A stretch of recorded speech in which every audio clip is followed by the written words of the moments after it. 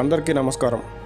గత వైసీపీ ప్రభుత్వంలో జరిగిన అవకతవకలను, అవినీతి బాగోతాలను కూటమి ప్రభుత్వం 2-3 వారాలకు ఒకటి చొప్పున బయటపెడుతుంది. ఏదో ఒక చిన్న అంశమే అయితే పర్వాలేదు కానీ, వేల కోట్ల అవినీతి నుంచి వందల ఎకరాల భూ కబ్జాలను బయటపెడుతుండడంతో ప్రజల్లో విపరీత చర్చ జరుగుతుంది. వేల కోట్ల అక్రమాలకు ఆధారాలు ఉన్నా పేరుకు మాత్రమే కేసులు పెడుతున్నట్టు ఉండడం, ఆరోపణలు ఎదుర్కొంటున్న వారంతా కోర్టు నుంచి ఉపశమనం పొందుతుండడం, అసలు అరెస్టులనేవి లేకపోవడంతో కూటమి ప్రభుత్వ అతి మంచితనంపై ప్రజలు సెటైర్లు వేస్తున్నారు. ప్రతిపక్షంలో ఉన్నప్పుడు రాష్ట్రంలో రేషన్ బియ్యం మాఫియాపై అనేక ఆరోపణలు చేసిన కూటమి పార్టీల నేతలు అధికారంలోకి వచ్చాక గోడౌన్ల తనిఖీలతో అక్రమంగా దాచిన రేషన్ బియ్యాన్ని పట్టుకోవడం, తాకీదులు ఇవ్వడంతో మొదలైన ప్రహసనం షిప్పులను ఆపే వరకు వెళ్లడంతో వేల కోట్ల అక్రమ రేషన్ బియ్యం అవినీతిపై కఠిన చర్యలు ఉంటాయని ప్రజలు భావించారు. రేషన్ బియ్యం మాఫియా డాన్గా ద్వారంపూడి చంద్రశేఖర్ రెడ్డి గారిని అభివర్ణిస్తూ ఆరోపణలు చేయడం తప్ప ఇప్పటి వరకు ఆయనపై ఎక్కడా కేసు నమోదు చేయలేదు.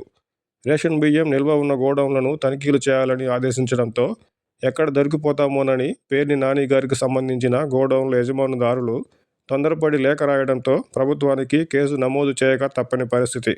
ఒకవేళ వారు లేఖ రాయకుండా ఉంటే పేర్ని నాని గారి గోడౌన్లలో రేషన్ బియ్యం మాయమైపోవడం బయటకు వచ్చినా వారిపై కేసు నమోదు జరిగేది కాదేమో. కేవలం అవినీతి జరిగిందని ప్రసార మాధ్యాలలో మాదిరి ప్రజలకు తెలియచెప్పి మంచితనం, హుందాతనంతో వారిని వదిలేసి ఉండేవారు.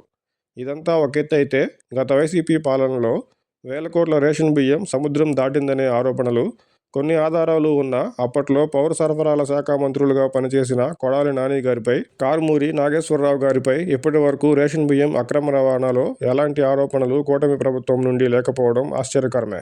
వేల టన్నుల రేషన్ బియ్యం పక్కదారి పడుతుంటే అప్పటి మంత్రులకు తెలియకుండా ఉంటుందా?